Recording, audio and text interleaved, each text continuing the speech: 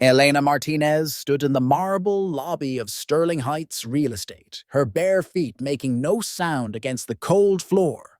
The security guard's eyes widened in disgust as he took in her appearance, matted hair hanging in greasy strands, clothes that hadn't been washed in weeks, and the unmistakable smell of someone who'd been sleeping rough. She clutched a crumpled piece of paper in her trembling hands, her dark eyes scanning the gleaming directory board with an intensity that made passers-by uncomfortable. "Excuse me," she said softly to the receptionist, her voice barely above a whisper. The young woman behind the mahogany desk looked up from her computer screen, her perfectly manicured fingers freezing mid-type. Her expression shifted from professional courtesy to barely concealed revulsion in seconds. "Ma'am, I'm going to have to ask you to leave," the receptionist said, reaching for the phone. "This is a private building." Elena stepped closer, ignoring the way the woman instinctively leaned back. "I need to speak with Mr. Sterling. I want to buy this building." The words hung in the air like a bad joke. The receptionist's mouth fell open, and somewhere behind Elena, she heard the distinct sound of someone trying to stifle laughter. "Security!" the receptionist called out, her voice echoing through the pristine lobby. But Elena didn't move. She stood there, shoulders squared despite her frail appearance, waiting. She had waited for much longer than this. By the time security escorted Elena from the building, 3 different employees had their phones out, recording every humiliating second. Marcus Sterling himself emerged from the elevator just as the guards were pushing her toward the exit, his designer shoes clicking against the marble as he strode over with the confidence of a man who'd never known real hardship. "What's going on here?" he demanded, his voice carrying the authority of someone worth $50 million. At 35, Marcus had built Sterling Heights from a single property into a real estate empire that dominated the city's skyline. His tailored Tom Ford suit probably cost more than most people made in a month. "Just some homeless woman causing trouble, sir," the security guard explained, tightening his grip on Elena's arm. "Claims she wants to buy the building." Marcus looked at Elena for the first time, really looked at her. She was probably in her 40s, though the streets had aged her in ways that made it hard to tell. Her clothes were torn and stained, her hands dirty and calloused. But there was something in her eyes that gave him pause. A fire that hadn't been extinguished despite whatever circumstances had led her here. "Buy the building," Marcus repeated, and then he began to laugh. It started as a chuckle but grew louder, drawing the attention of everyone in the lobby. "With what money, sweetheart? Food stamps?" The employees joined in the laughter, their phones still recording. Elena's face flushed red, but she held her ground. "I have the money," she insisted quietly. "Doshi, I just need 5 minutes of your time." Marcus wiped tears from his eyes, still chuckling. "This is rich. Post this online, Janet," he called to his social media manager. "Caption it, 'When delusions meet reality.' This'll get us some good engagement." Within hours, the video had spread across every social platform. @homeless Billionaire was trending on Twitter, with thousands of users sharing memes and jokes about Elena's purchase attempt. The comments were ruthless. "Ma'am, this is a Wendy's energy. When you try to buy a building with monopoly money. Plot twist, she's actually Jeff Bezos in disguise." Mark basked in the viral attention. His company's follower count had tripled overnight, and he was already planning how to monetize the moment. He'd been featured on local news segments, with reporters calling Sterling Heights the company that knows how to handle entitled homeless individuals with humor and grace. But not everyone found it funny. Sarah Chen, a local homeless advocate, had shared the video with a different caption. "This is how we treat human beings in 2024. Regardless of her mental state, this woman deserved basic dignity." Her post was buried under the avalanche of memes, but it reached the people who mattered. Elena, meanwhile, had disappeared from the streets around Sterling Heights. The security guards who usually saw her camped outside the building reported that she hadn't been back since the incident. Some employees joked that she'd finally gotten the hint and moved on to harass some other company. Marcus had the video framed and hung in the break room with a plaque reading Customer Service Excellence Award. Every time he walked past it, he smiled. He had no idea that Elena was watching from across the street, sitting in a rental car she'd paid for in cash, making phone calls that would change everything. 3,000 miles away in Boston, Detective Ray Morrison was staring at a missing persons file that had been gathering dust for 8 months. Elena Martinez, age 42, last seen leaving her Beacon Hill mansion on a Tuesday morning in November. No signs of struggle, no ransom demands, no digital trail. She'd simply vanished, leaving behind a business empire worth $2.8 billion. Morrison had worked the case obsessively for the first few months. Elena Martinez wasn't just another missing person. She was the sole heir to the Martinez real estate fortune, a woman who'd built affordable housing complexes across 3 states while maintaining the facade of Boston's most eligible bachelorette. Her disappearance had sent shockwaves through the financial world. The investigation had hit dead ends everywhere. Elena's phone had gone dark, her credit cards hadn't been used, and her bank accounts remained untouched. Her household staff reported nothing unusual in her behavior leading up to her disappearance. She'd simply gotten into her Tesla one morning and never came home. Morrison had theories: kidnapping, murder, maybe even voluntary disappearance to escape some unknown pressure. But he had never imagined she'd be living on the streets 3,000 miles away, being mocked by real estate moguls for sport. When the Sterling Heights video crossed his desk as part of a routine missing persons alert, he almost choked on his coffee. There she was, Elena Martinez, looking like she'd been living rough for months, trying to buy a building while being treated like a joke. Morrison immediately booked a flight to the West Coast. After 8 months of dead ends, he finally had a lead. Elena sat in the cramped motel room, the prepaid phone trembling in her hands as she dialed the number she'd memorized months ago. The room smelled of stale cigarettes and industrial disinfectant, but it was the first roof she'd slept under in weeks. The viral video had given her something she hadn't expected: publicity that would force her hand. Martinez Holdings, this is Catherine speaking, came the familiar voice of her former executive assistant. Catherine, it's me. Elena's voice was hoarse from months of sleeping outside, but Catherine recognized it immediately. The sharp intake of breath on the other end confirmed it. Elena, oh my God, where are you? Everyone's been looking for you. The police, the FBI, your board members are going crazy trying to manage the company without you. Are you hurt? Are you safe? Elena closed her eyes, fighting back tears she'd held for 8 months. I'm alive. I need you to do something for me, and I need you to do it exactly as I say, without questions. Anything. What do you need? I need you to prepare acquisition papers for a company called Sterling Heights Real Estate. They're worth about $50 million. I want to buy them outright with cash. Elena could hear Catherine frantically typing on the other end. Sterling Heights. I'm looking them up now. Elena, this is a tiny company compared to your portfolio. Why this one specifically? Elena thought about Marcus Sterling's laugh, about the phones recording her humiliation, about the comments calling her crazy and delusional. Because they need to learn that you should never underestimate someone just because they look different than you expect. I can have the papers ready by morning, but Elena, everyone thinks you're dead. Your disappearance has been all over the news. There are conspiracy theories, accusations that you were murdered for your money. Why did you leave? What happened? Elena was quiet for the long moment, staring at her reflection in the motel's cracked mirror. The woman looking back at her was unrecognizable from the polished businesswoman she'd once been.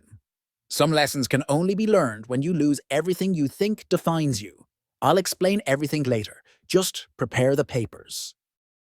Monday morning arrived with unusual energy at Sterling Heights. The weekend had brought even more viral fame from Elena's video, and Marcus had scheduled a board meeting to discuss leveraging their internet celebrity status into actual business opportunities.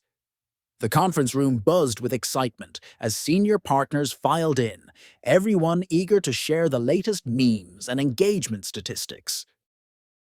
Gentlemen, ladies, Marcus began, straightening his new Hermes tie. We've stumbled onto marketing gold here. This homeless woman has given us more brand awareness than we've had in 5 years. Janet, the social media manager, pulled up analytics on the large screen. The video has 15 million views across all platforms. Our website traffic is up 400%, and we've had 3 major news outlets request interviews. Brilliant, said Robert Walsh, the company's CFO.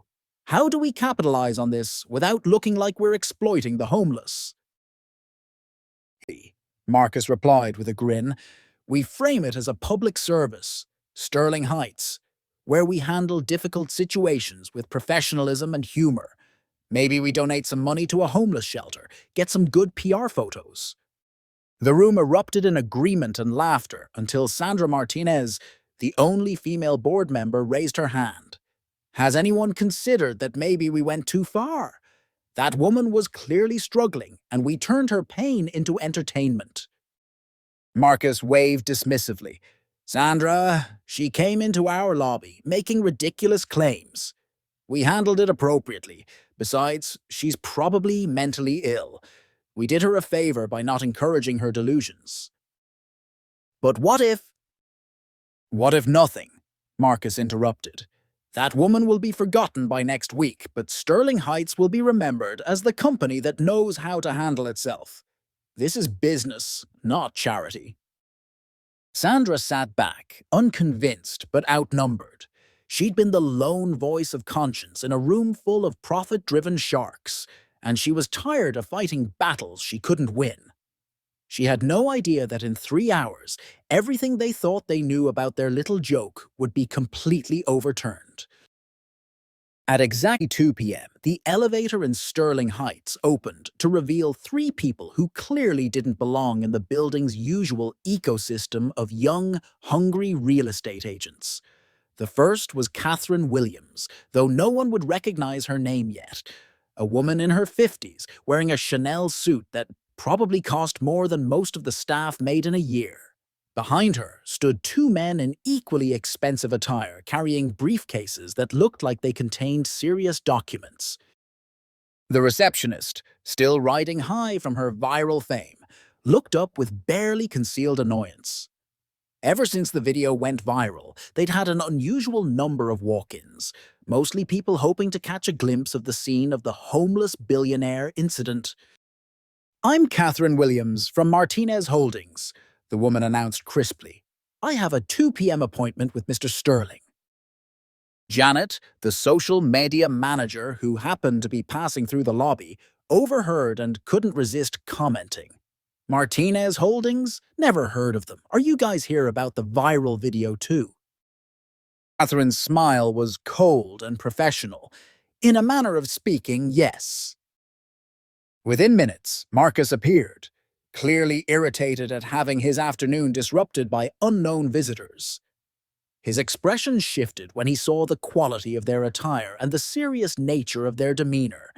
These people had money, real money, and Marcus had built his career on recognizing potential clients. Mr. Sterling, Catherine extended her hand. Thank you for taking this meeting on short notice. I represent a client who has a business proposition for you. Marcus straightened his tie, his irritation melting into the practiced charm he reserved for high-net-worth individuals. Of course, always happy to discuss opportunities. Shall we go to the conference room? As they walked through the office, employees couldn't help but stare.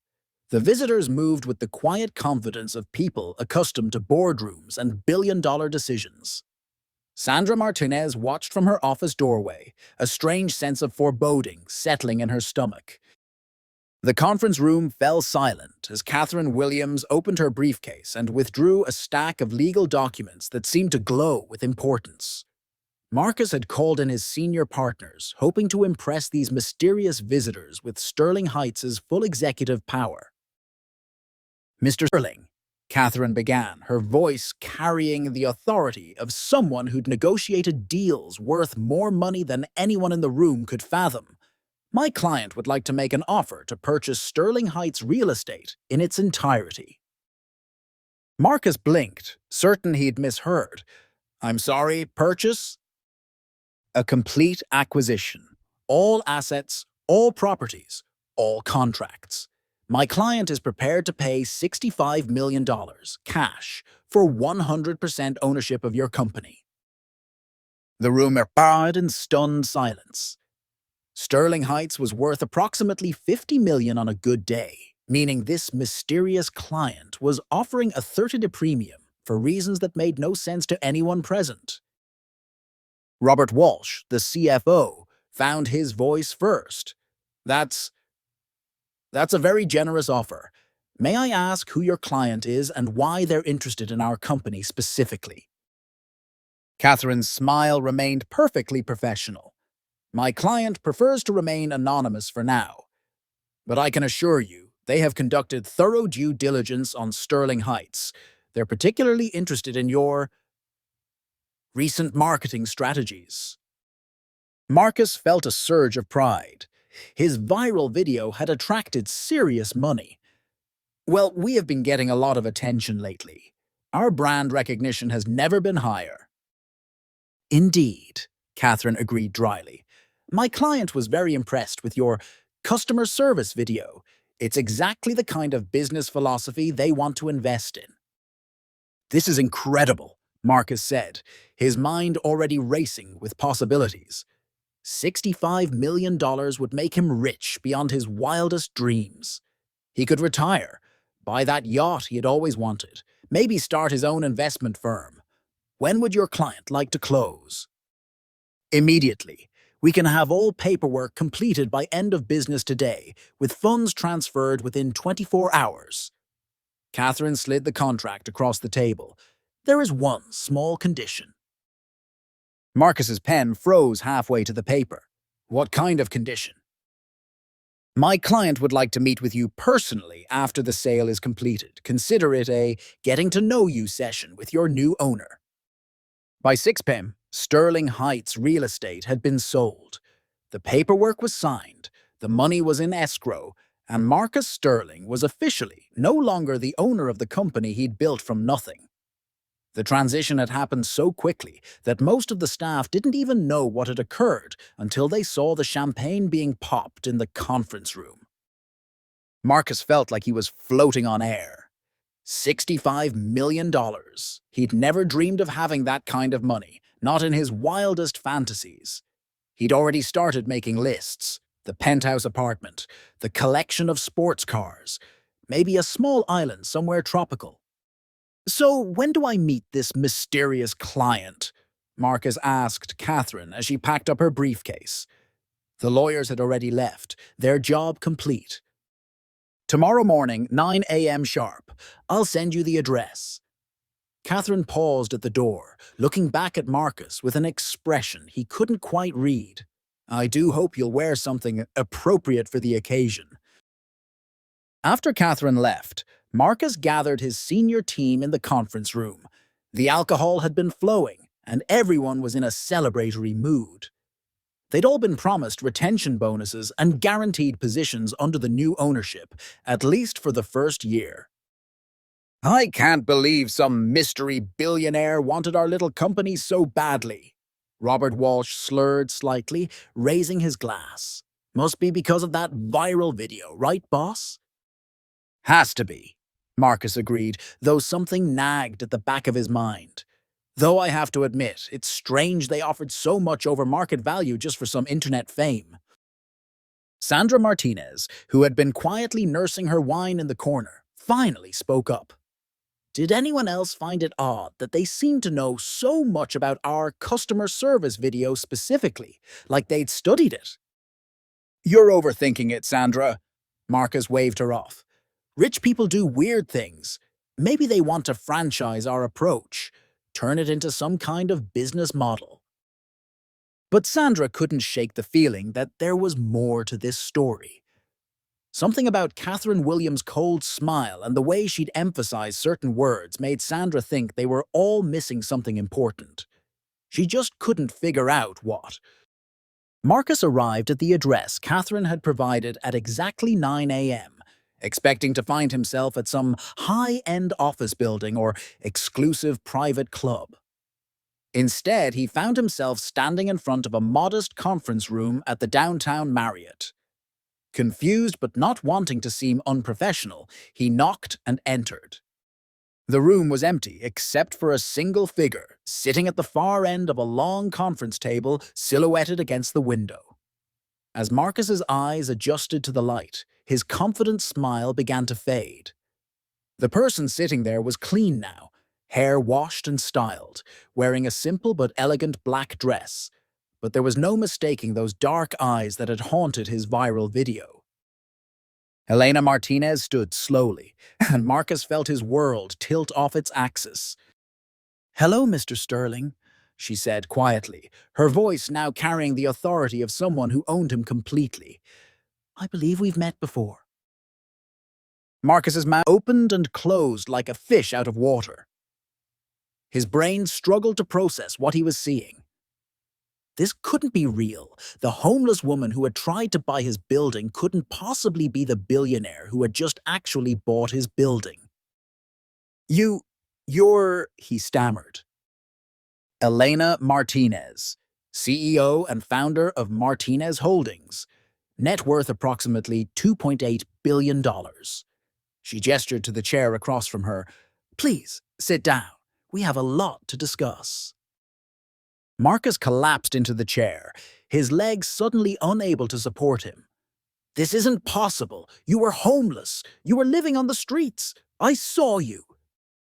"You saw what I wanted you to see," Elena interrupted calmly, "though I admit it wasn't entirely an act. I have been living on the streets for the past 8 months, by choice." "By choice," Marcus's voice cracked. "Why would a billionaire choose to be homeless?"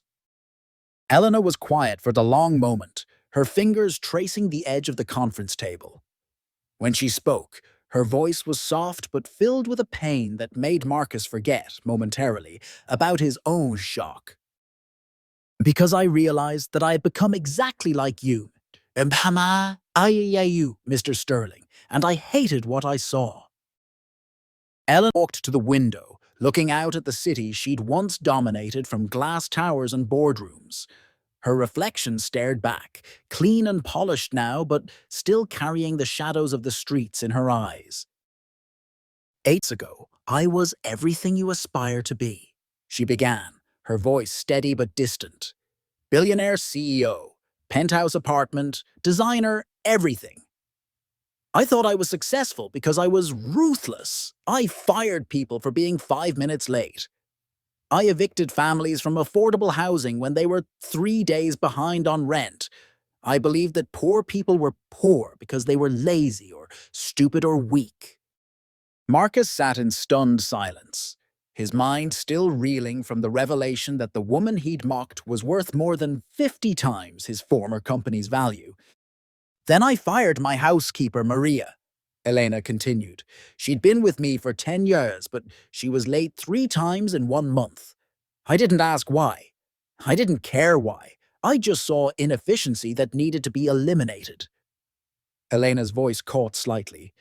"I found out later that she was late because she was taking her 8-year-old daughter to chemotherapy treatments. She couldn't afford to miss work to tell me because she needed the health insurance." Elena turned back to face Marcus, and he saw tears in her eyes. "Maria's daughter died 2 weeks after I fired her. The insurance lapse meant they couldn't afford the experimental treatment that might have saved her life. I attended the funeral, and when Maria saw me there, she asked me just one question. How do you sleep at night knowing you chose money over a child's life?" Marcus felt something cold settle in his stomach. He thought about his own viral video, about how he'd laughed at this woman's apparent desperation. I couldn't answer her, Elena said simply, because the truth was I slept just fine. That's when I realized I wasn't a successful businesswoman. I was a monster wearing expensive clothes. Elena returned to her seat, her composed facade slipping slightly as she continued her story. I decided I needed to understand what I'd been doing to people for 20 years. So I transferred my assets to a trust, took $500 in cash, and walked away from my life. I wanted to know what it was really like to be powerless, to be dismissed, to be treated like I didn't matter. You gave up billions of dollars to what? Prove a point to yourself? Marked, his voice filled with disbelief. I gave up the illusion of billions of dollars, Elena corrected. Money doesn't disappear just because you're not touching it. But the power, the respect, the assumption that I mattered, that all vanished the moment I looked like someone society decided was worthless. Elena pulled out her phone and showed Marcus a photo. Herself 8 months ago, polished and powerful, shaking hands with the governor at some high society function. Then she swiped to show him another image from the Sterling Heights security camera, showing her being dragged away by guards while employees laughed and recorded. In 8 months on the streets, I learned more about humanity than I had in 20 years in boardrooms, she said. I met a veteran who lost his home when he couldn't work due to PTSD, but who still shared his food with other homeless people. I met a woman who was living in her car with her 2 children, working 3 jobs, but still unable to afford rent in a city where people like me kept buying properties and raising prices for fun. Marcus shifted uncomfortably. He'd done exactly that. Bought properties as investments, raised rents to maximize profits, never thinking about the families he might be displacing.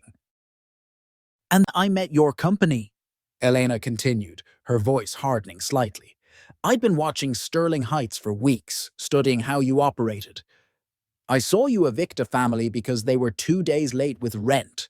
A family where the father had just been laid off and the mother was recovering from surgery. Marcus remembered that eviction. It had been clean, legal, profitable. He'd never considered it might be wrong. So I decided to test you, Elena said. I wanted to see what you would do when faced with someone who looked like they needed help instead of someone who looked like they could make you richer. Your response exceeded my worst expectations.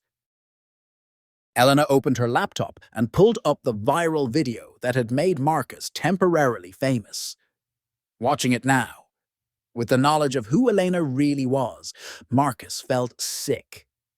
Every laugh, every mocking comment, every second of humiliation he had inflicted on a human being was amplified by the understanding that she could have bought and sold his entire company with pocket change. Do you know what the worst part is? Elena asked, pausing the video on a frame that showed Marcus doubled over with laughter while security dragged her away. It wasn't that you said no to my request. I didn't expect you to believe me. It was that you found so much joy in what you thought was someone else's mental illness and desperation.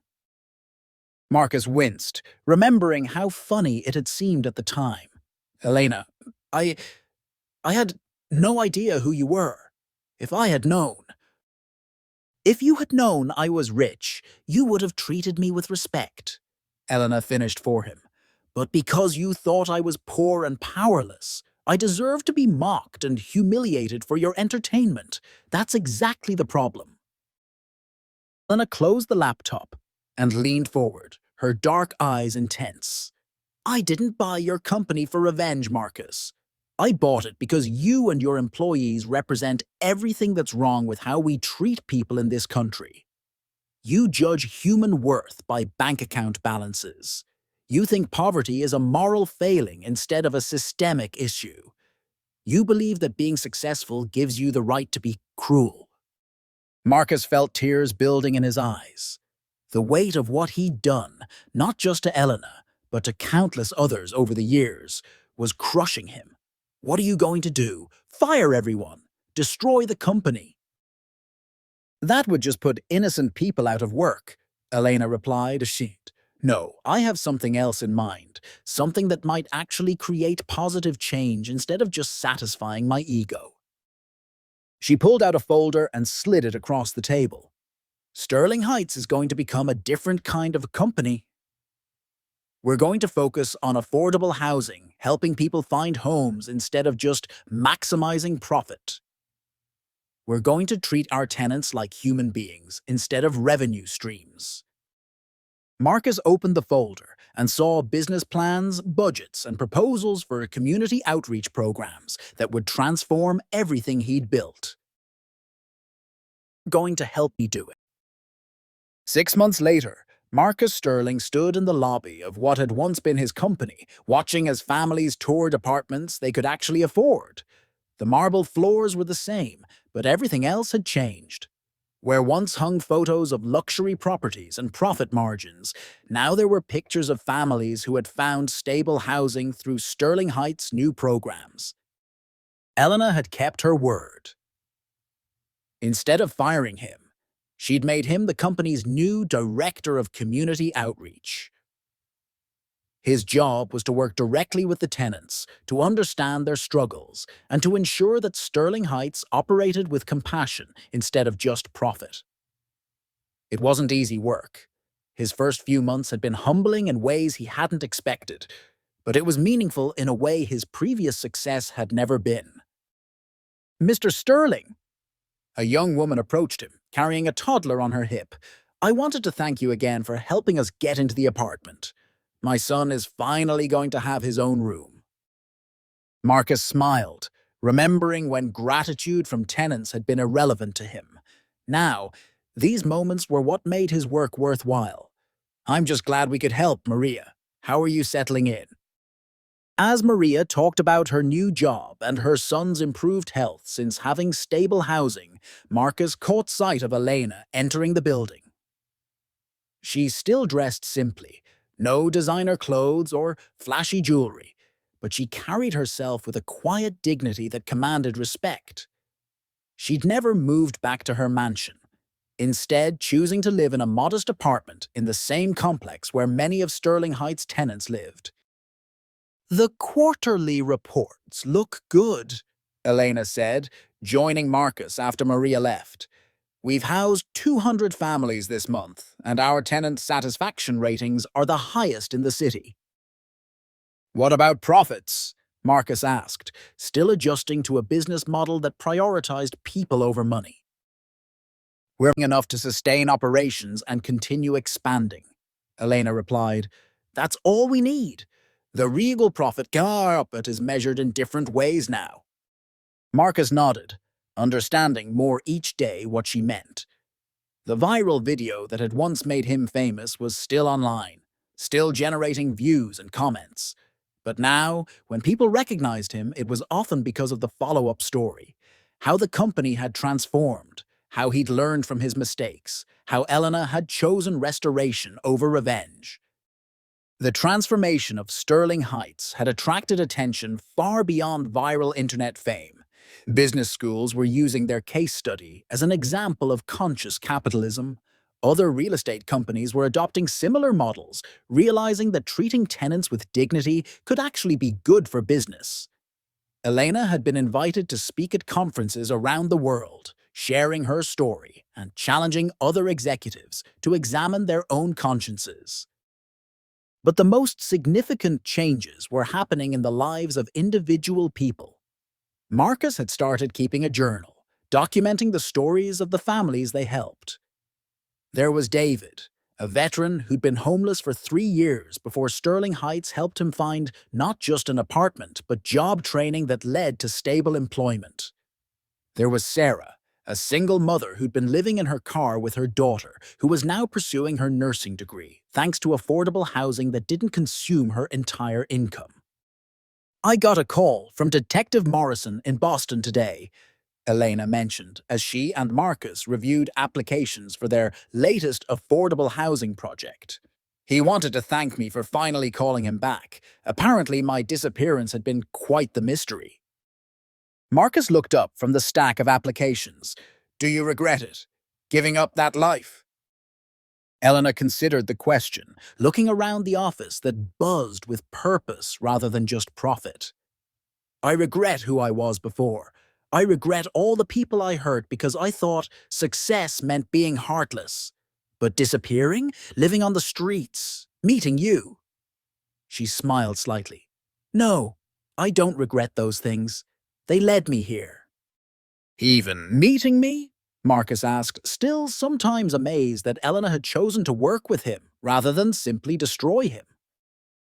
Especially meeting you, Elena replied. Sienna replied.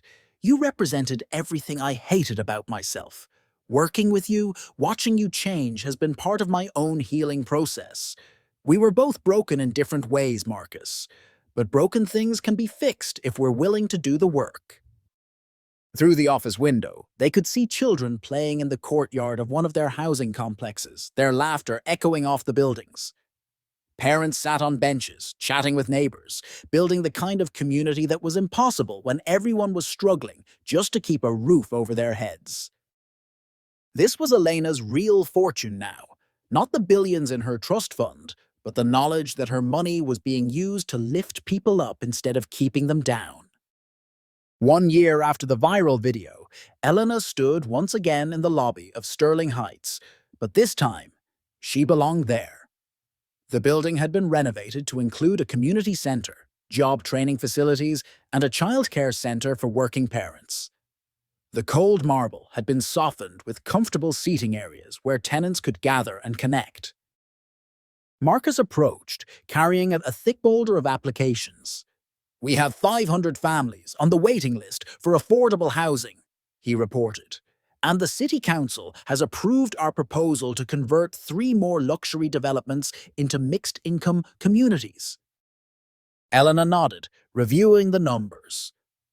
In 1 year, they'd housed over 2,000 people, helped 150 individuals find stable employment, and provided educational opportunities for dozens of children who had been living in unstable situations.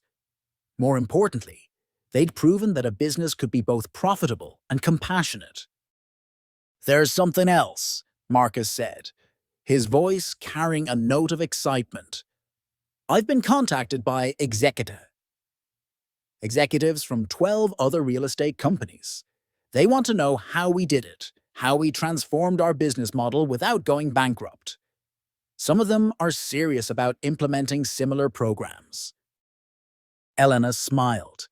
That's the real victory. Change doesn't happen when one company gets better. It happens when an entire industry decides to be better. As they talked, Elena noticed a familiar figure approaching the reception desk. A young woman who looked lost and desperate, clutching a piece of paper in her hands. Her clothes were clean but worn, and she had the hesitant manner of someone who'd been turned away from too many places. Excuse me, the woman said to the receptionist. I heard that you help people find affordable housing. I have 3 children, and we've been staying in a shelter, but they can only keep us for 30 more days. The receptionist, who had been trained in Elena's new customer service philosophy, smiled warmly. Of course! Let me get someone to help you right away. Can I offer you some coffee or water while you wait? There's a children's area right over there if your kids need to play. Elena watched the interaction. Her own desperate attempt to be heard in this lobby just over a year ago. The difference wasn't just in the receptionist's response. It was in the entire atmosphere of the building.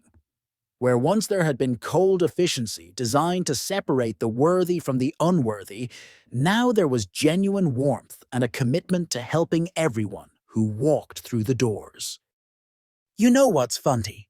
Elena said to Marcus as they watched the woman's relief at being treated with kindness. I thought I was conducting an experiment when I lived on the streets, but I think the real experiment is this, proving that businesses can be successful while treating people like human beings deserve to be treated. Marcus nodded, understanding dawning in his eyes, and the results speak for themselves.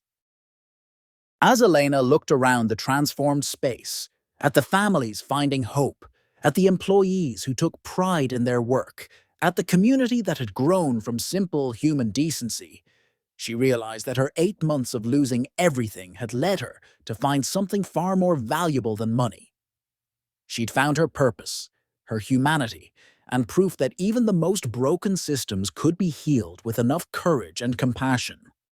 The viral video was still out there, a permanent record of who she and Marcus had once been, but now it served as a reminder of how far they'd both come and how much further they could still go. The homeless billionaire had become something much more important, a human being who used her power to lift others up instead of keeping them down. And that, Elena knew, was worth more than all the money in the world. What would you have done in Marcus's position? Would you have recognized Elena's humanity, regardless of her appearance? This story reminds us that everyone deserves dignity and respect, no matter what their circumstances look like on the surface. If Elena's transformation inspired you, hit that like button and subscribe for more incredible stories of redemption and second chances. Share this video with someone who needs to remember that it's never too late to change and become better. And in the comments below, tell us about a time when someone surprised you by being different than they first appeared. Have you ever judged someone unfairly based on their looks? We read every comment and love hearing your stories. Thanks for watching, and remember, true wealth isn't measured by what you have, but by what you give and how you treat others. See you in the next story.